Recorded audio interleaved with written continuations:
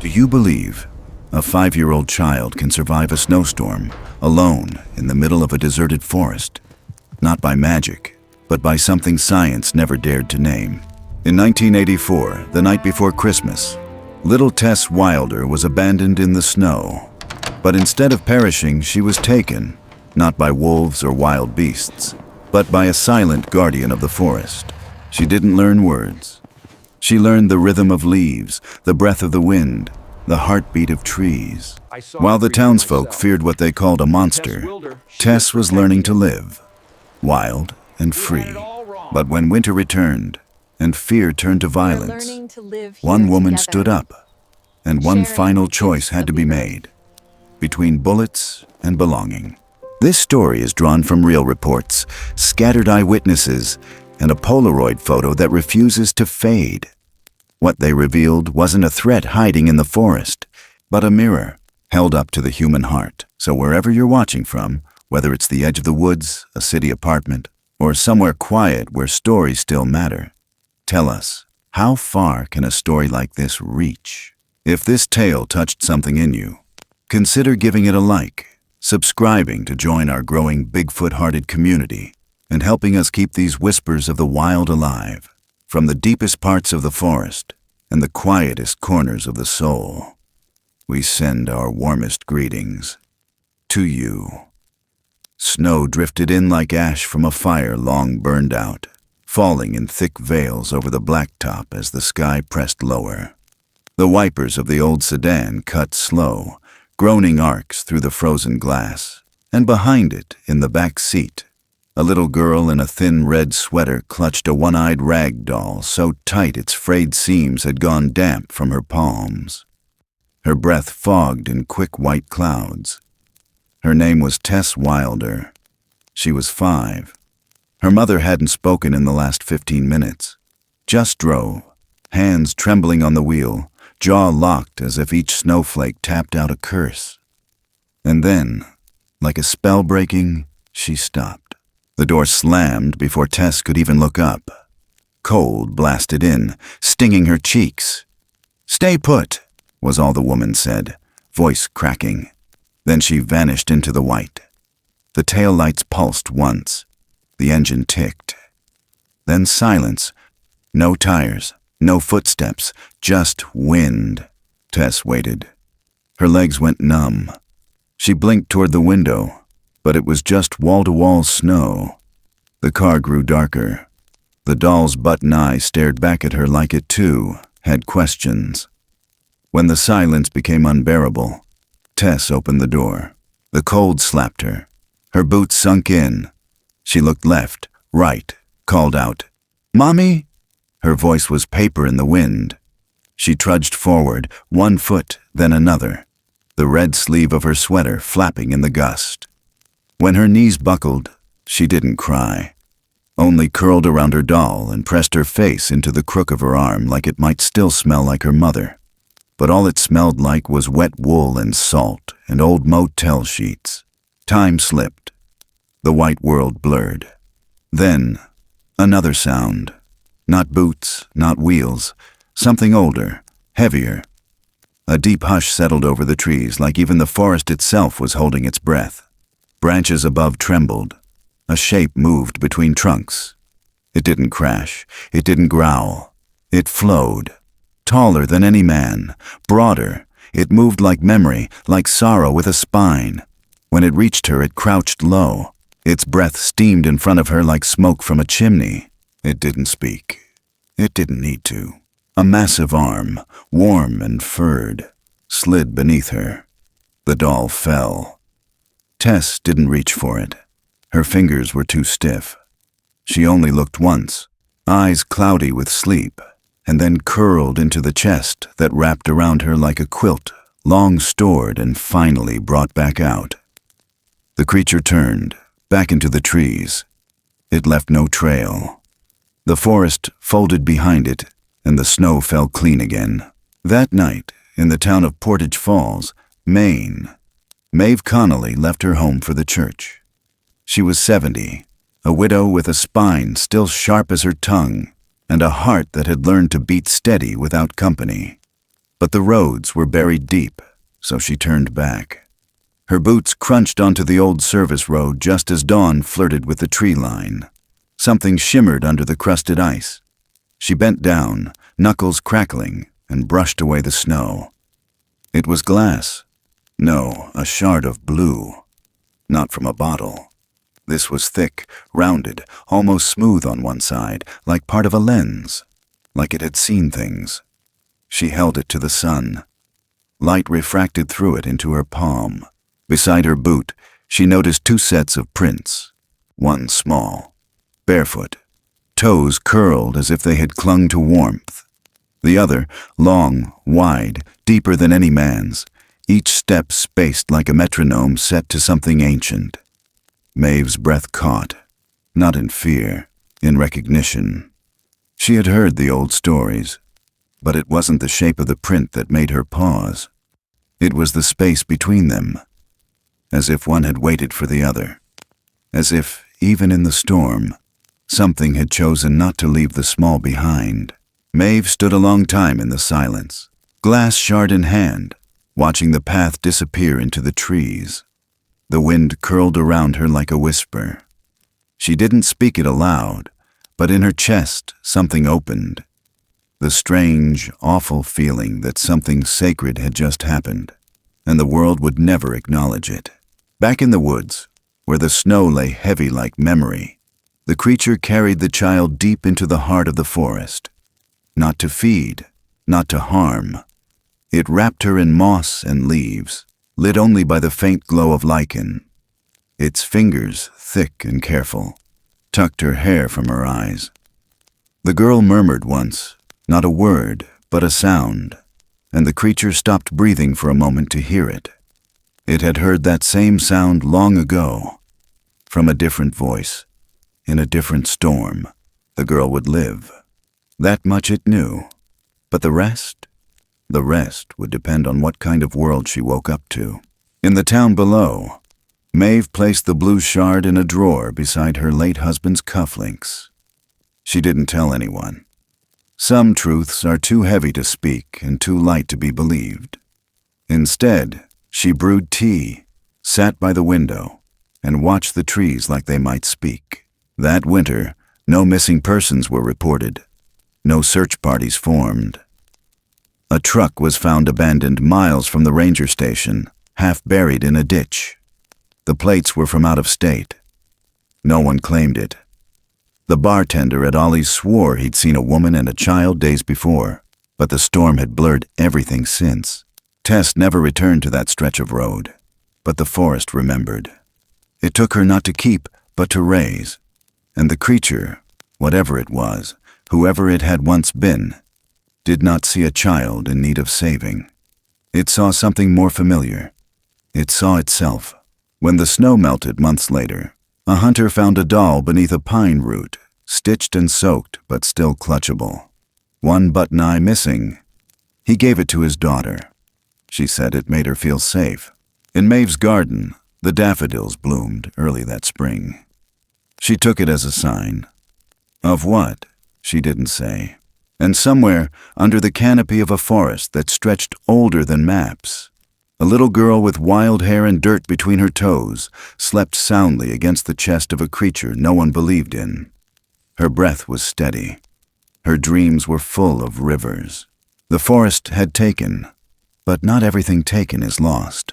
Sometimes it's kept safe, kept close, kept warm through the longest night. And winter had only just begun. The snow had long since melted into the earth by the time spring returned to Allagash. Not the kind of spring that bursts with wildflowers or bright skies, but the quiet kind, damp and slow, with swollen rivers and soft moss creeping back over the stones like fingers remembering their place. In that stillness, where the forest breathed low and wide, Tess Wilder grew. She didn't speak anymore. Not because her voice was gone, but because there was no one to answer in the way she remembered. The creature never used words. It didn't need them. It taught through motion, through pause, through how it crouched beside a creek and waited, letting its massive hands hover just above the surface then plunged, clean and sure, pulling out a trout in one slow movement.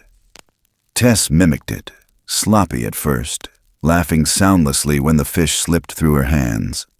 She learned to wait longer, breathe slower, watch the current, not the splash. By her third season among the trees, she could catch a fish with her bare hands before the ripples even faded. She didn't need toys or books or the sound of the TV humming through motel walls. The forest gave her everything she couldn't name and everything she didn't know she needed. Mornings came with mist curling through the pines like old ghosts. Tess would wake curled against fur that smelled like cedar and damp bark, blinking sleep from her eyes while birds scratched light through the canopy. Her feet were always dirty, her hair tangled into knots, but her skin glowed with the sheen of health, the kind only wild water and wind could give. She ran barefoot over roots and stone, drank from hollows in the rock, dipped her hands into bee nests and licked honey from her fingers, sticky and golden. When she found berries, she offered the first handful to the creature without thinking, even if she was starving. It had done the same with meat once, tearing off a piece and setting it near her feet, eyes low, waiting to see if she understood what giving meant. She did. Some nights, when the moon broke clear through the branches, Tess would hum. Not a song, just a sound, somewhere between a sigh and a memory. The creature would sit nearby, still and listening, its head tilted like it recognized something in her voice. Not the tune itself, but the ache beneath it, the shared ache of those who've lost something and don't know how to name it. When she shivered, it would wrap her in its arms, so massive her entire body vanished inside them. There was never fear, not anymore. What had once been terrifying had become warmth, a heartbeat bigger than the earth. She called it nothing. It had no name. It just was. And yet the forest wasn't empty. Others moved at its edges, men with rifles slung over their backs, chewing tobacco and talking low. Boys daring each other to cross the tree line past dusk. They whispered stories, drank cheap beer, carved initials into bark that didn't belong to them. They left behind beer cans and shotgun shells. One of them, a man in his 40s with a limp and too much time, had spotted something weeks ago. Something tall, half hidden behind ferns near Black Pond. He told his brother. Then a third man said he'd seen a girl, naked as sin, running through the woods with it. They didn't know what they'd seen, but they knew it was worth talking about. One night in the back of a bar called The Last Light, someone passed around a Polaroid. Grainy, shaky, but there she was, blurry and mid-step, hair wild, arms out like wings. Behind her, half caught in motion, was something that didn't belong in any ordinary story. Something tall, dark, watching her. The girl of the woods. The beast of the ridge. No one could tell if it was staged or real. But no one forgot it. The photo made its way round, first in town, then to nearby counties. Men joked about it, women whispered. A few shrugged it off.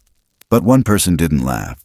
Maeve Connolly sat alone on her porch, coffee cooling in her hands, staring at that photo with a stillness too sharp to be called calm.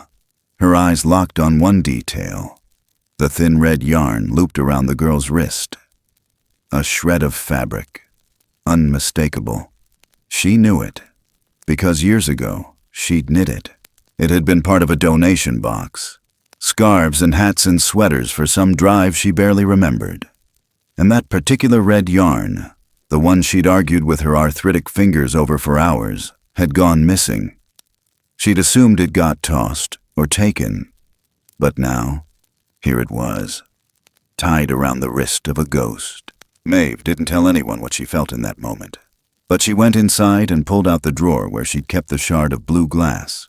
She held it to the light again, watched it dance across the ceiling. Then she put on her boots. Meanwhile, the girl in the woods came close to death. It was early spring, when ice still clung to the banks like old skin, and the rivers swelled fast. Tess had followed a fox. She wasn't chasing it, just moving like it moved, but her foot slipped. The bank gave out. Water swallowed her. The cold shocked her lungs. She kicked, flailed, but the current dragged hard. Her head broke the surface once, maybe twice. Then she was gone. The creature didn't hesitate. It dropped the pine cone it had been splitting and bolted toward the sound, faster than anything that size should move. Trees blurred, branches snapped. When it reached the river, it didn't pause. It plunged in, a flash of red, her arm. It caught her just before the bend. When they reached the bank again, the creature held her like she was made of ash, laid her out on moss, pressed its forehead to hers, waited. Her lips were blue, but then, one twitch, one breath, a sputter. She coughed up half the river, then curled into its chest like she'd never left. That night, they didn't return to the cave. They stayed by the riverbank, under the stars. And for the first time since she'd lost her name, Tess reached out and touched the creature's face. Not out of fear, not even affection.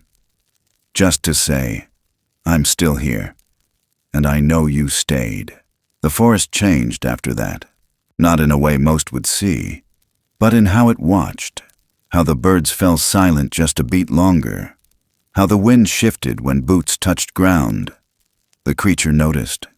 It started moving slower, staying further from the edges, but it was too late. They had been seen, and the men who'd seen them weren't all harmless. One of them, short, round-shouldered, with a grudge he'd worn like a badge since Vietnam, had taken that Polaroid and pinned it to his wall, not because he believed it, but because he wanted to. Wanted something to fight, something to blame. In a booth one night, he said it loud. That thing's got a girl, maybe more, and we let it roam? Nobody answered. But the next morning he pulled his old rifle from the attic, and far away, deep in the trees, the creature sat with the girl and carved something into a fallen birch. 3 long marks, like a memory etched into bark. It didn't know what was coming, but it had heard the birds go quiet. It had seen the sky flicker strange. It held the girl tighter that night. Tess didn't know what death was. Not really? But she knew how it felt to almost disappear. She knew how it felt to be brought back. And when she sat beside the creature in silence, her hand on its knee, she knew this. Saving someone is instinct. But staying beside them, night after night, storm after storm, that's something else entirely. That's a choice. And someone, long ago, had chosen her. Even when the world left, even when the words ran dry, someone stayed. The forest didn't speak, but it remembered, and the river never forgot the child it almost took. Summer in Allagash didn't arrive in bursts of heat, but crept in soft, like fog rolling off the river. It wrapped itself around pine needles and crawled up into the canopies, thick with the scent of wet bark and wild mint. The air carried that blue-green shimmer of high July, where shadows moved slower and light pooled gold through the trees like honey through a sieve. Tess Wilder had grown taller, legs lean from climbing stone ridges and foraging along riverbanks, skin bronze from sun and streaked with dirt.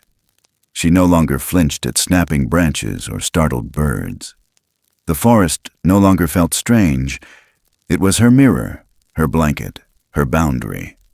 But she had begun watching the sky more often, and once, while following a deer trail uphill, she found the fire tower. It stood like a forgotten tooth in the mouth of the woods, steel bones rusting beneath lichen and vine, its legs wide in the moss like they belonged to something dead but too stubborn to fall. Tess stared up at it. She didn't know what it was called, but she felt what it had once meant, a place to see farther, to feel closer to something beyond trees. That night she returned alone, climbing slow, careful, her fingers tracing the railings like ribs. When she reached the top, the world cracked wide. Sky stretched forever. The lake below winked with the color of old glass. pines danced like waves. And far beyond that, toward the edge of what she could know, thunder bloomed in blue silence. She didn't speak, but her breath caught anyway. That same evening, down where the tree line thinned and the service road curved toward a dry creek bed, a teenage boy crouched beneath the half-rotted sign of a fish and tackle shop closed since '87. Caleb Barrow was 17 and had the shoulders of someone who worked more than he slept. His boots were too big, his shirt too small. His father drank and his mother prayed, and neither said much worth hearing. Caleb had learned to slip between things, between silences, between people. And lately, he'd been slipping into the woods. That day, his bowstring had snapped. No deer, no rabbits. He carried only a half-empty thermos and a dull knife. He followed the ridge where rumors always pointed, old stories about something in the woods. He didn't believe them. But sometimes, he wished he did. He was halfway down a deer path when he saw her. At first, she looked like part of the trees. Then she moved. Just a tilt of her head. A shift in her shoulder, barefoot, bare-legged, long hair like tangled pine straw, eyes that weren't startled, just watching. She didn't run. Neither did he. He only reached slowly into his pack, pulled out a piece of dried meat and a pocket knife. He didn't step closer, just set them on a flat rock, backed away, and whispered into the dusk. "That's all I've got." He left. The next morning, he returned. The meat was gone. The knife was there, cleaned. Next to it sat a smoked fish and a tiny braid of dried grass and river reeds tied in a loop. He stared at it, something hot crawling up his throat. He didn't touch the fish. He took the braid, threaded it through his belt, said nothing. Just sat there a while longer, listening to nothing but birds and breeze. They never spoke, never got closer than 20 feet. But that summer, Caleb kept coming back. Some days he left matches, other times a candy bar wrapped in a plastic bag. Once, she left feathers for him, 3 crows and 1 blue jay, arranged in a half moon on a log. Another time, a bundle of mushrooms tied with string. No notes, no names, just the kind of giving that asked nothing in return. And over time, he learned her shape among the trees before she even stepped out. She became the only thing that ever looked at him like he wasn't invisible. One afternoon, storm clouds built on the horizon like bruises spreading over sky. Tess climbed the fire tower before the first crack of thunder hit, drawn by the way the wind whipped through the upper branches. She felt it more than heard it, a low electric growl moving through the bones of the earth. From below, Caleb spotted her silhouette at the top, hair thrashing like black water. His chest tightened. Lightning licked the ridge behind her. Then, another bolt snapped closer, too close. He ran. The tower groaned under his weight. Rungs wobbled. Wind howled through the frame like it remembered screams. He reached the top just as the second strike lit the world pale white. Tess had turned toward the flash, unmoving. He didn't think, just grabbed her wrist and pulled. The bolt hit the tower 2 seconds after they hit the stairs. Wood splintered. Sparks flew. Caleb's shoulder slammed into the railing. Tess caught his shirt. They fell, tumbled down the last flight, landing in a heap on wet leaves. Smoke curled from the top of the tower. He rolled onto his back, chest heaving, eyes wide as dinner plates. She sat beside him, silent. The rain started slow, then poured. He looked at her, really looked, and in the dim hush between thunderclaps, their eyes met. Hers weren't wild. They were human and tired, like someone who had come through too many winters with too few hands to hold. He didn't ask who she was. He didn't tell her his name. They didn't need to. That kind of knowing sat in the space between them, quiet and sacred.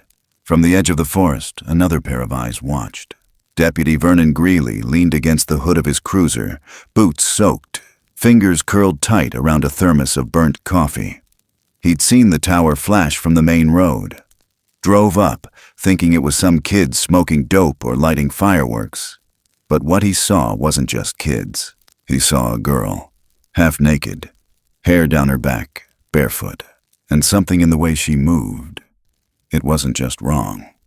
It was other. She disappeared into the woods before he could shout. Later at the station, he told himself he'd seen something feral. Maybe a cult thing, maybe drugs. But deep down, something colder moved in his gut. Not fear. Not yet. Just the memory of stories his grandfather used to tell, about the forest taking things and keeping them strange. He began to look harder, started carrying a camera in his glove box, asked around at the bar.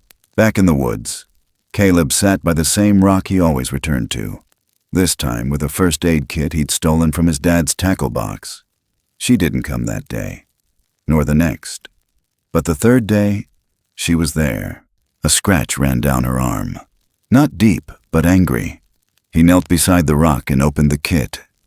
Didn't speak, just waited. She stepped forward, sat, let him clean the wound. Her eyes never left his face. He didn't ask for her story, but she offered a piece of it, in the way her hands gripped the edge of her knee, the way her shoulders twitched when he touched the gauze to her skin. Like she wasn't used to care that didn't come with pain. When he finished, she took the leftover bandages and tucked them into a pouch she'd made from bark and grass.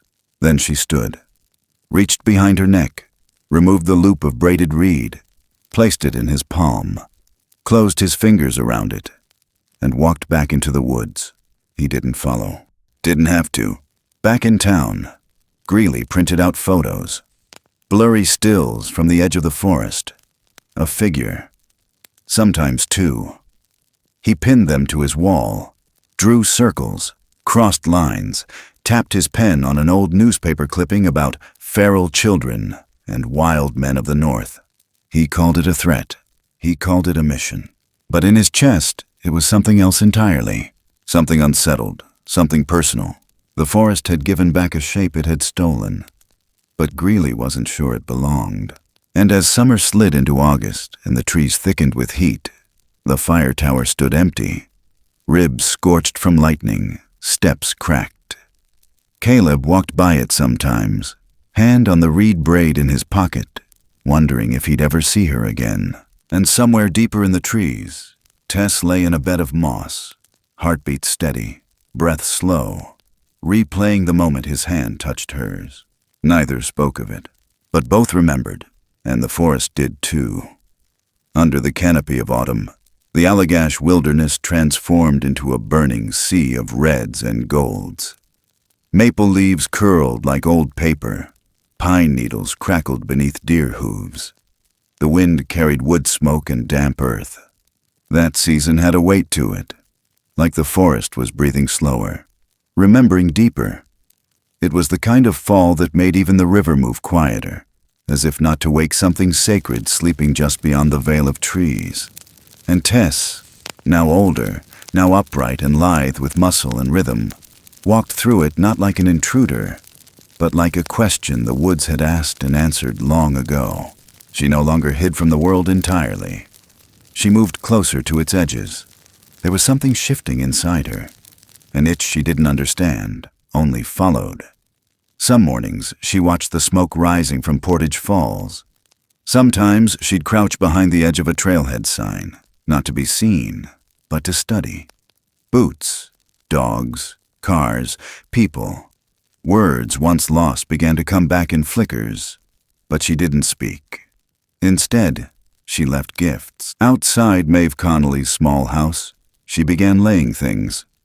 Not every night, not every week. Only when something in her chest said it was right. A hollowed shell filled with river stones, a coil of birch bark with pressed flowers inside. The blue shard Maeve had once found, now wrapped in a braid of grass and set neatly on her windowsill. She never knocked, never waited. But the old woman knew. Maeve never made a sound when she discovered the offerings. She only touched them gently, as if they might vanish if handled too rough. Then she placed them in a cedar box on her kitchen table and sipped her tea a little slower. She didn't tell the neighbors, didn't ask questions. Her eyes, sharp as ever, watched the tree line instead of the television. And sometimes, just as dusk bent over the town, she thought she saw a shadow watching back. Not far away, Ruth Pender arrived in Allagash. She wasn't a stranger to wilderness, but she was new to this corner of it. A wildlife behaviorist from upstate Vermont, she came with notebooks and field kits, and a heart heavy with something no grant could measure. Her son had died 3 years earlier, an overdose in a halfway house. And since then, she'd traded lectures for long silences, papers for pine needles, textbooks for trail markers. Her grief made her softer, but it didn't make her blind. She'd been sent to track the patterns of a supposed large predator, disturbing the moose population. But what she found instead were oddities. Unbroken deer carcasses left untouched, arranged in peculiar formations, long strands of fur on branches 8 feet up.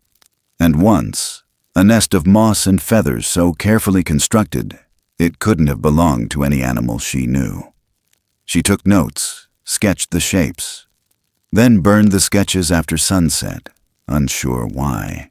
She camped near the ridge for 6 nights. On the 7th, she woke to the sound of something breathing outside her tent. Not snorting, not sniffing, just breathing. Deep, human-like, slow and present. When she stepped out, there was nothing, but a single river rock sat at her feet, warm to the touch despite the cold. She didn't move it. She didn't speak. She only whispered, "I know you're watching," and turned off her headlamp. That morning she wrote in her journal, "Not wild, not accidental. This is something with order, with culture, and somewhere deeper in the woods." Tess knelt beside the creature, the only one she had ever called family. Not with a name, not with words, but with the way her shoulders leaned when it sat beside her, the way they shared warmth in the silence.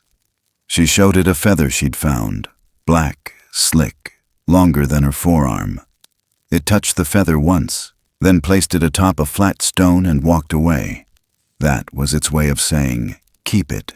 It never stopped teaching her, not with gestures of ownership, but by example. It shared food first. It stepped aside for the small. It never struck, not even when startled. And Tess began to see something clearer. This wasn't an animal. It had a way of looking at the forest, at her, that felt like memory. It didn't need words to pass down history. It moved through it. At the edge of town, talk stirred again. A boy said he saw a woman bathing in the creek behind the old sawmill ruins. Said her back was covered in scars. Said she didn't look at him, just disappeared like fog. The story warped within days. Became tales of witches, of wild things with yellow eyes. Greeley heard all of it.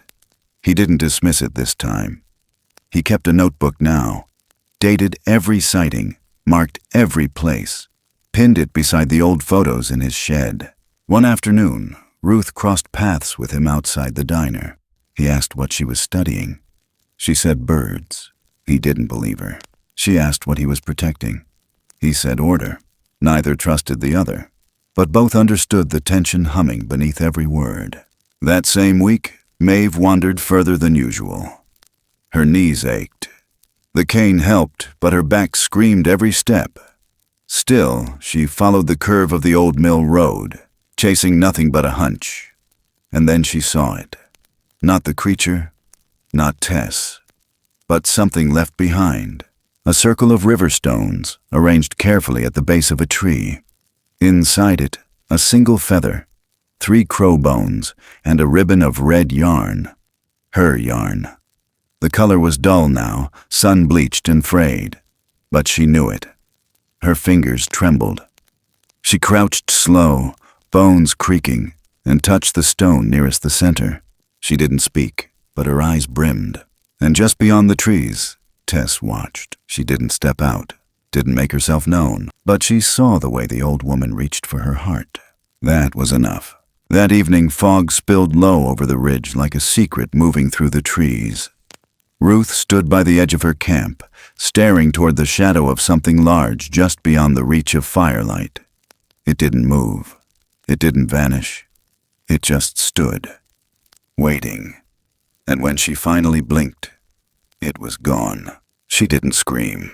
Instead, she left a jar of honey outside her tent, and in the morning, the jar was gone. No paw prints, no mess. Only a single pine cone balanced on its cap in the exact center of her footprint. The townsfolk kept on like they always had, arguing about tax hikes, buying hunting licenses, gossiping about marriages gone sideways. But something under it all was shifting. A current under the current. More folks left food out at night. Not for deer, for something else. They didn't say it aloud. They just did it.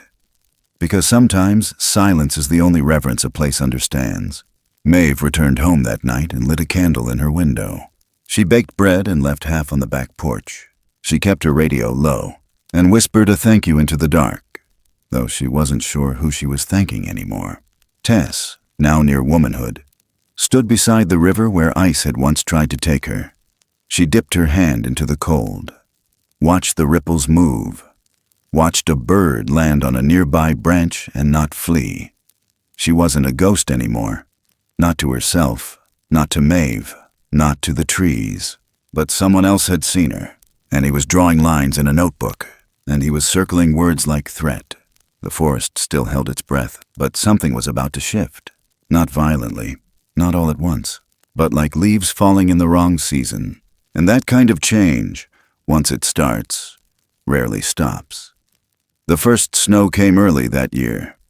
It didn't drift in soft like a whisper. It came hard, sideways, slapping against barns and windows, dragging behind it the kind of cold that bit through even the thickest wool. The air snapped branches overnight. Pipes froze by dawn. The Allagash wilderness pulled its shoulders in and hunkered down. And in that brittle silence, something began to fracture. At first, it was just livestock. 2 dairy cows gone from a rundown pasture off Route 11. Then a goat, half-eaten, found in a ditch by the mill. The dogs barked more. The hunters drank louder. And inside the town's only bar, a single word curled its way into every mouth. Monster. Some called it a bear. Some said wolf. A few muttered the wild man when they thought no one was listening. But what mattered wasn't what it was. It was that something had crossed a line. And the men, tired of being afraid, decided they wouldn't wait for it to do it again. They gathered at Ollie's on a Thursday night. Gunmetal on the table. Bourbon in paper cups. Vernon Greeley sat at the head, jaw locked, eyes dark with something older than anger. He hadn't shaved in days, hadn't slept right in weeks. But he'd made up his mind. He was going back into those woods. And this time, he wasn't coming out without proof. Or blood. Around him sat a half-dozen others. Men who'd lost livestock, pride, or too many nights staring at shadows through the blinds. They didn't speak in full sentences anymore. Just nodded. Checked rounds. And waited for the next bad thing to justify what they already wanted to do. Maeve Connolly knew. She could feel it in her chest the way she felt a storm coming, low and dense, like the sky was holding its breath. She watched the bar from across the street. Watched the way the men leaned in, how their voices rose with the wind. She didn't go inside. She went home, lit her last stick of lavender, and prayed to nothing in particular that she was wrong. But that night, when the dogs barked all the way up Mill Street, and someone shot twice into the trees behind the gas station, she knew it had begun. At the edge of the woods, Tess watched the sky flicker with artificial light. The creature stood beside her, unmoving, one hand resting low on her shoulder. It felt different now, not the calm watchfulness of autumn. This was pressure. Weight, a kind of stillness that came before running. Or bleeding. They knew. Both of them. Something had shifted, and the forest no longer had time to catch its breath. Down by the river, the snow had turned to slush. Ice hugged the banks like scars.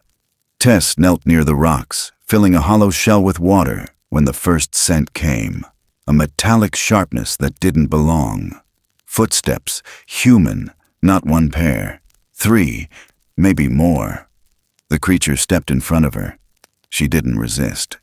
They moved silently, deeper into the trees, leaving no trail. But humans didn't track like deer. They left trash, noise, beer cans and spit. And they followed what they feared until it gave them a reason to shoot. In the barn behind the old mining road, the men set up camp. Greeley laid out maps, drew lines, talked about traps, about justice. But his hands shook when he wasn't talking, because what he hadn't told the others, what kept him up, clawing at the bottle, was that he'd already pulled the trigger once. Years back, on a boy, a mistake, a movement in the dark. He never forgave himself, but he'd buried that truth so deep, he could only recognize it now in the shape of the thing he hunted. They moved at dawn, spread out like dogs with teeth bared. The wind carried their sweat, their hate. Their footsteps found hollows where children once played. And near an old hunter's blind, they found her. She didn't fight. Tess stood barefoot, still, hair wild around her shoulders, eyes open but distant. She didn't scream. She didn't speak. She just looked at them, like they were already ghosts. The man who grabbed her, Ray McKenna, ex-Navy, 4 fingers on his left hand, jerked her forward too fast. She stumbled. Her knee hit rock. She bled. He didn't care. Greeley shouted something about holding her for questioning. They dragged her to the barn. They locked her in, and she stayed quiet for hours, until she wasn't. Just after nightfall, Maeve sat up in bed, the sound coming through the window like a thread pulled tight. A whistle. No, not a whistle. 3 notes, long, low, steady. The same pattern she'd heard once before, in a story her grandmother used to tell. A call, not for help, for presence. A message carried not by words, but instinct. Her hands trembled. She grabbed her coat, keys, flashlight. Her breath turned to smoke as she stepped outside. She didn't know where she was going. Only that she had to. Back in the barn, the air had gone still. Tess sat on the dirt floor, legs crossed, hands resting in her lap, eyes shut, and from her lips, that sound again. 3 notes, soft and exact, carried into the rafters like a thread caught on wind. And in the woods, something heard it. The creature moved like a shadow cutting through ice. Fast, focused, and not alone. The trees stirred. Something older than fear stirred with them. At the edge of town, Maeve saw lights bobbing ahead, flashlights bouncing down the slope toward the barn. She pulled into the ditch, killed her engine, and listened. Then she walked. Inside, Ray cursed.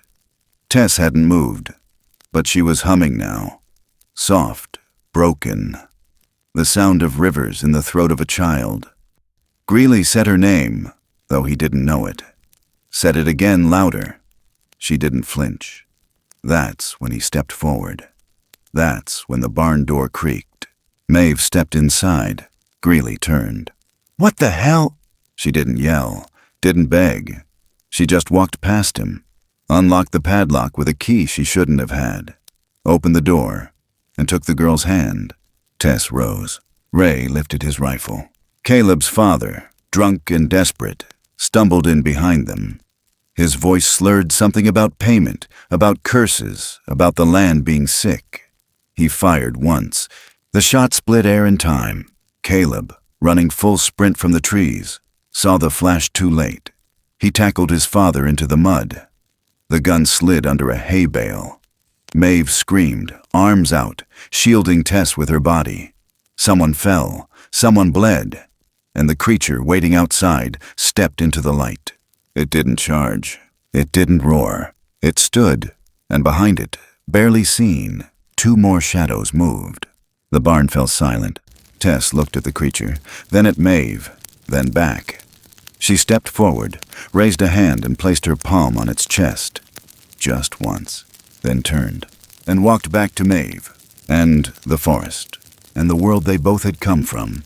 The snow fell harder now. Greeley lowered his rifle. No one spoke. The creature vanished into the pines, and behind it, nothing but quiet.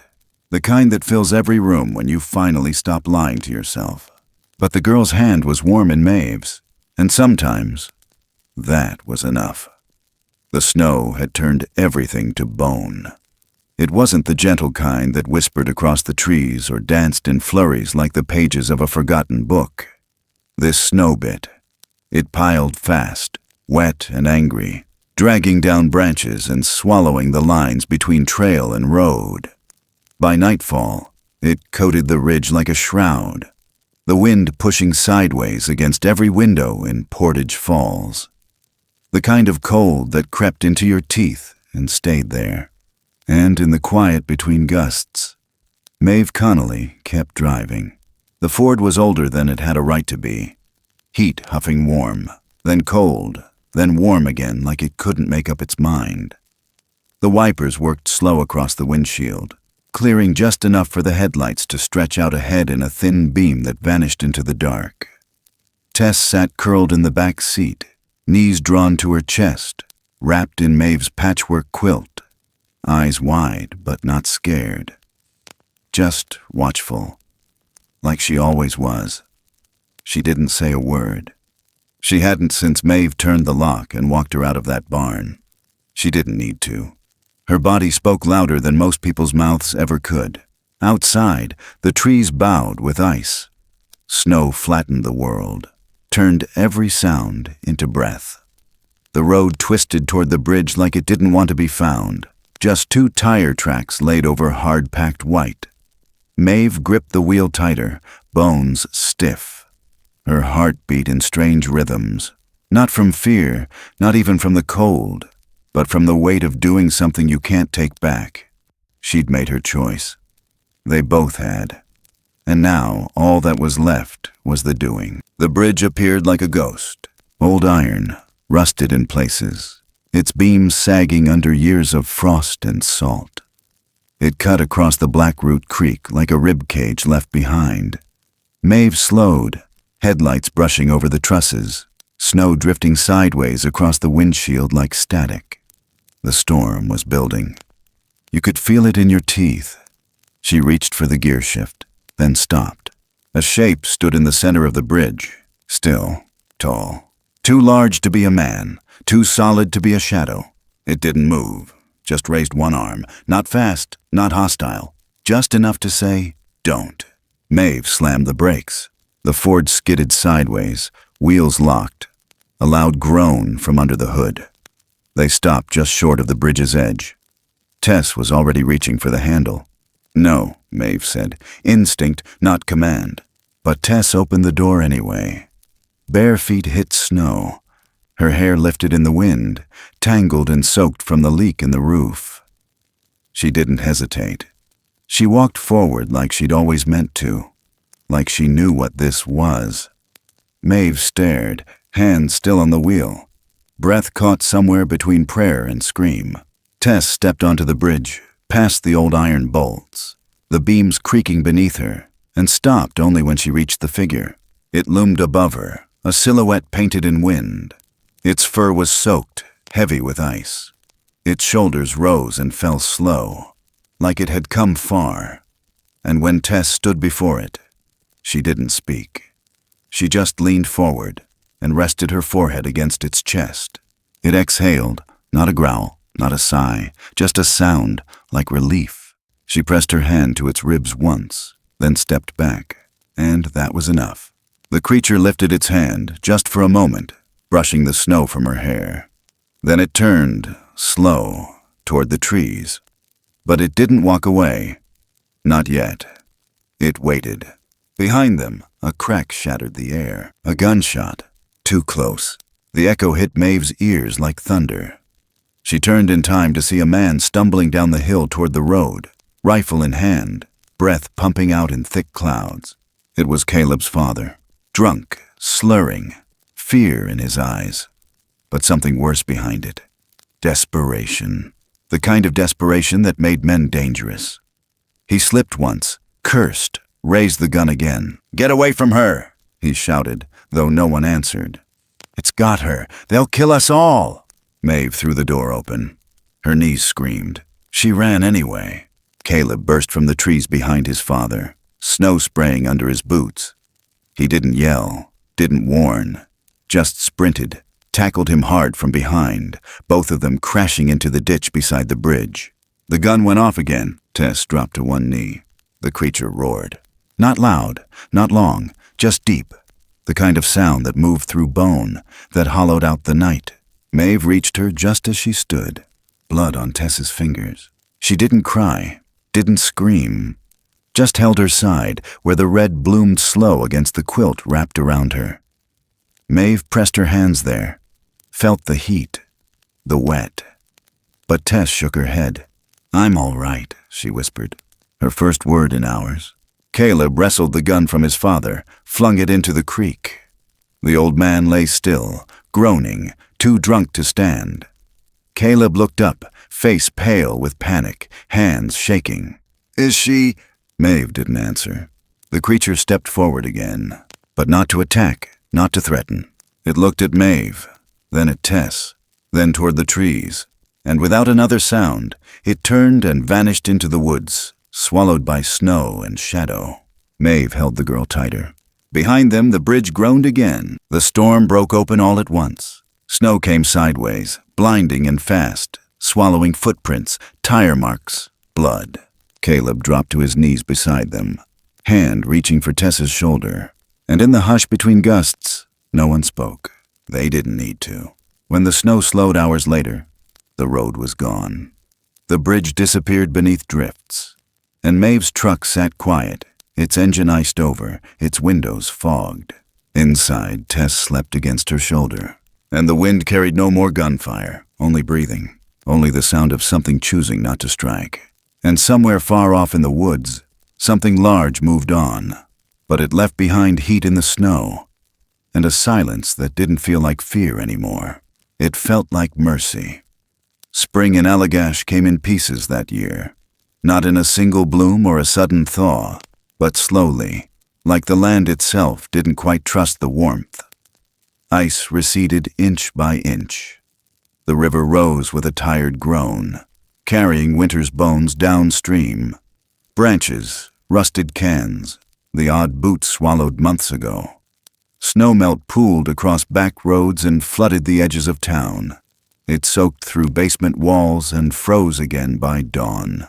The woods pulsed with something raw and uneasy, not just because of the weather, but because of what had been done and what couldn't be undone. Caleb Barrow sat in a wooden chair outside the courthouse in Fort Kent, palms sweating through his sleeves. Inside, the hearing dragged on, voices muffled behind thick oak doors. He'd given his statement already. Every detail about the barn, the shot, the way his father staggered with the rifle like it was the only thing holding him up. Caleb hadn't dressed for court. Not really. His collar itched. His boot had dried blood on it from that night. Maybe his, maybe not. Didn't matter.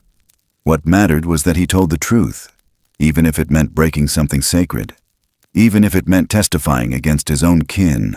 When they called him back in, he stood without a word. Inside, the room smelled like paper and dust and polished floor wax, the kind of smell that makes people forget how to breathe properly. Ruth sat 2 rows behind him, hands folded in her lap, eyes forward but distant, as if seeing 2 timelines at once. The one where she sat here today, and the one where she never got to see her son's face again. The judge listened. The lawyers droned. No jury, just testimonies and a clock that ticked too loudly. And when it was over, the gavel didn't slam. It tapped, like a heartbeat finally giving up. The court ruled that Tess Wilder, age unknown, background unconfirmed, would not be returned to any state facility. She was no longer considered a ward of the system. She was now, in legal terms, emancipated. In human terms, she was free. They asked her once if she wanted to speak. She only nodded toward Maeve. The court nodded back. Afterward, nobody cheered. Nobody clapped. Just the quiet shifting of chairs, the low hum of life moving forward, and the feel of something heavy lifting, just slightly, off the day. Maeve drove them back along the long road that traced the river's edge. Tess sat beside her this time, not in the back. She didn't say much, but she kept her fingers on the window glass, trailing lines in the condensation like paths on a map only she could read. The quilt stayed in the back seat, folded. She didn't need it now. When they reached the house, the wind had calmed. The sky held that soft gray light just before sunset, when everything looks painted in past tense. Maeve unlocked the front door like she always did. One click, then push. But this time, she didn't go in first. Tess stepped inside. She didn't ask permission. She belonged there now. The next days passed like pages turned slowly. Tess took to the routine like it had been waiting for her. She fed the cats. She swept the porch. She brewed tea, burned her fingers once, then learned. Maeve let her set her own pace.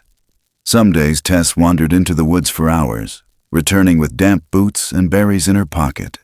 Other days she stayed in, tracing letters with her finger in spilled flour on the kitchen table, mouthing the shape of her name until it sounded like breathing. She didn't speak often, but when she did, it landed soft and certain. Caleb visited sometimes, never unannounced. He always knocked once, then waited.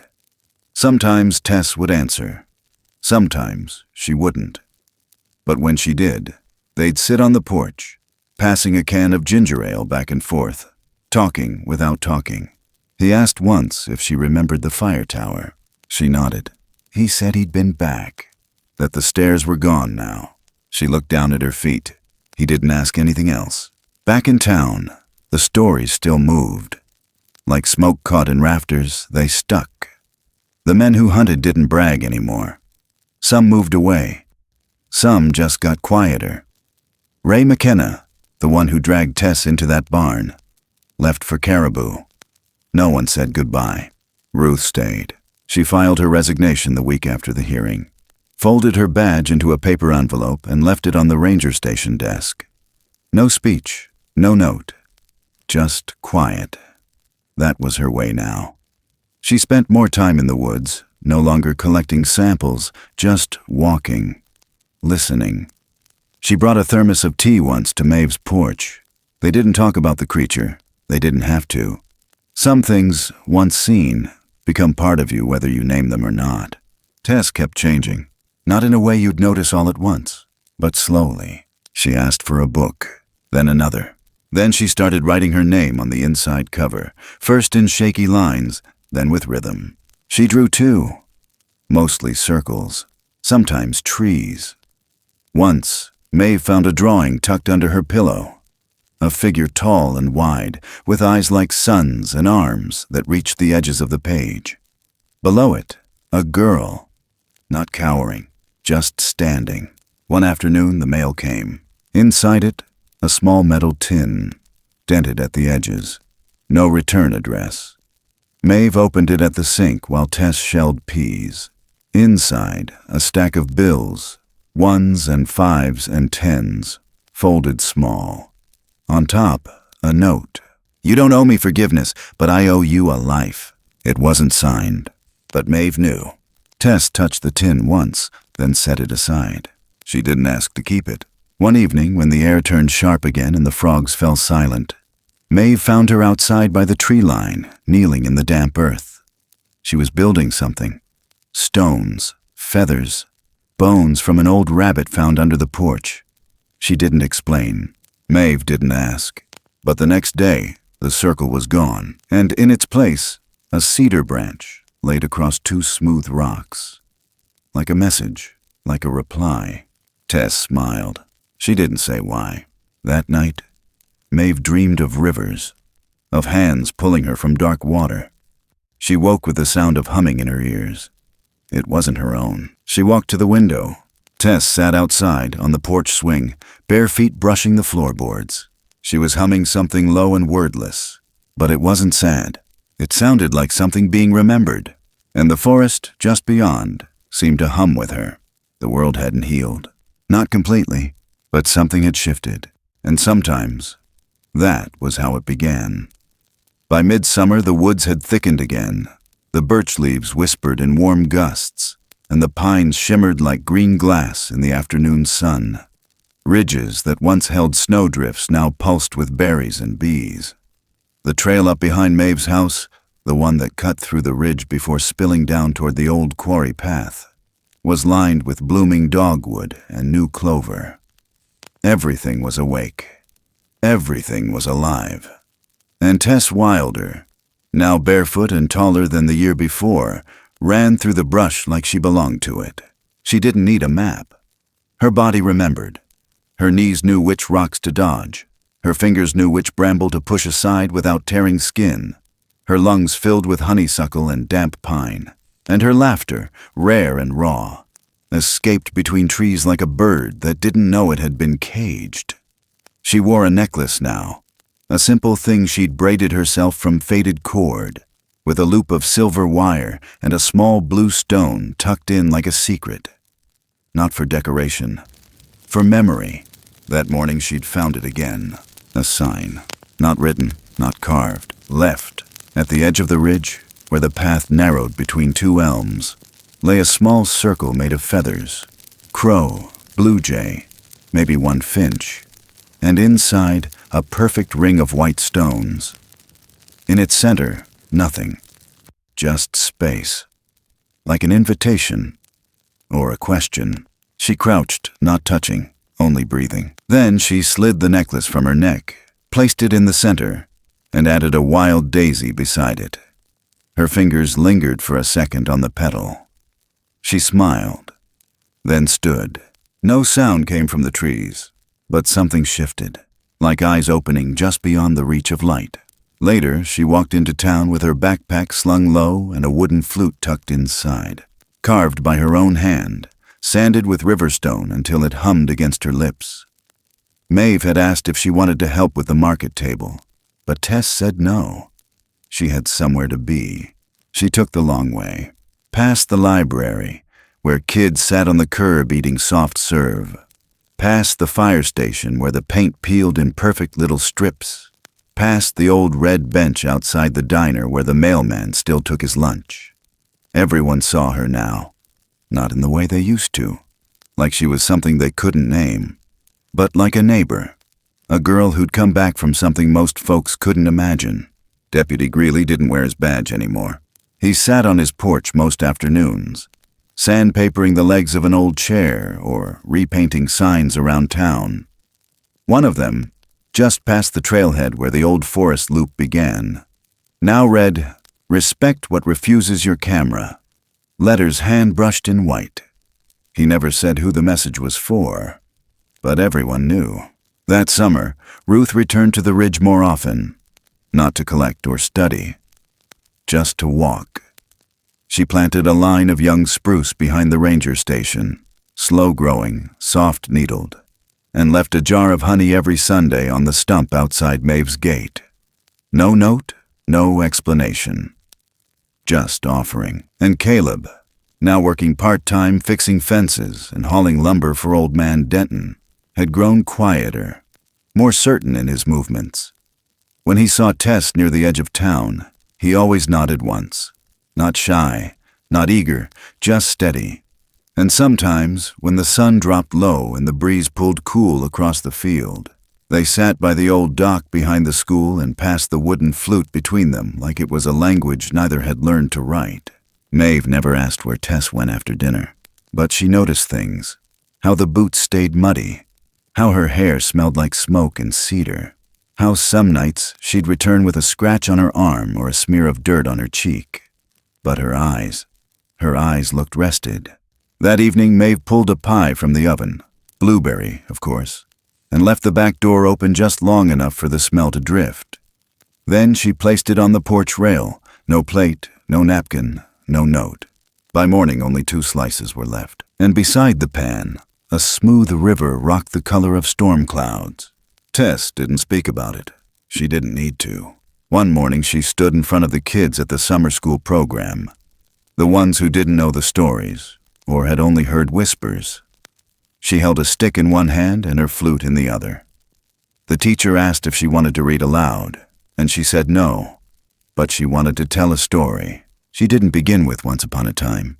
She began with winter, with a road, with a girl who was forgotten and a sound in the trees that wasn't wind. She didn't name the creature, but she spoke of warmth in snow, of hands that didn't hurt, of silence that taught. The children listened. No one laughed.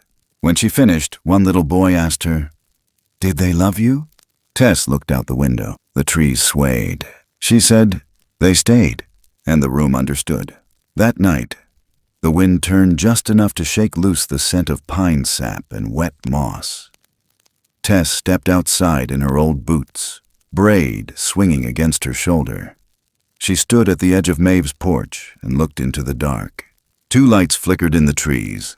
Not eyes, not flashlights, just presence. She raised one hand, not waving, just still, and the lights held, then vanished. She turned, walked inside, and closed the door softly behind her.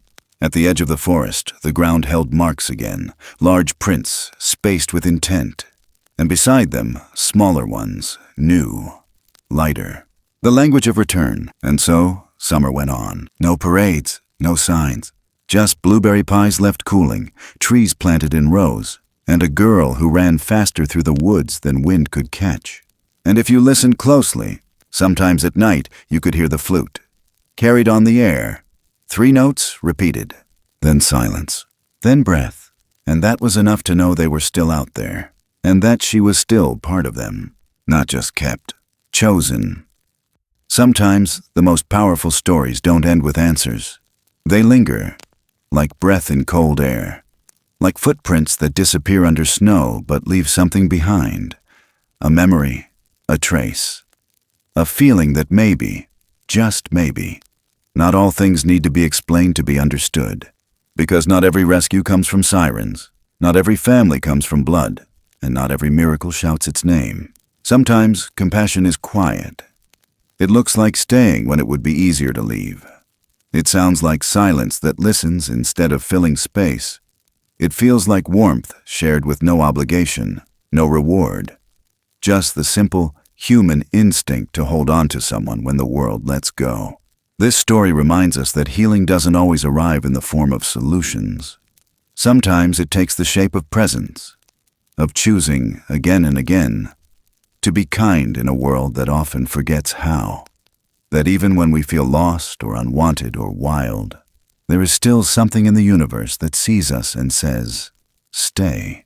There's something beautiful about the way the earth keeps its quiet promises, about how rivers return after ice, about how forests remember even when people forget. And maybe that's what stories like this are for. Not to entertain, but to remind that love isn't a thunderclap. It's a rhythm. It's who shows up when the weather turns. Thank you for spending your time here, for listening with your heart, and for allowing yourself to feel something that doesn't need to be loud to be true. If this story touched you in any way, if it made you pause, made you wonder, made you feel less alone, let us know in the comments. We'd love to hear how far this story has traveled, and where you're listening from. And if you believe there's still good in the quiet corners of the world, hit that like button, subscribe, and join us. Because there are more stories out there, more hearts, more silences, more truths worth telling. And this is only the beginning.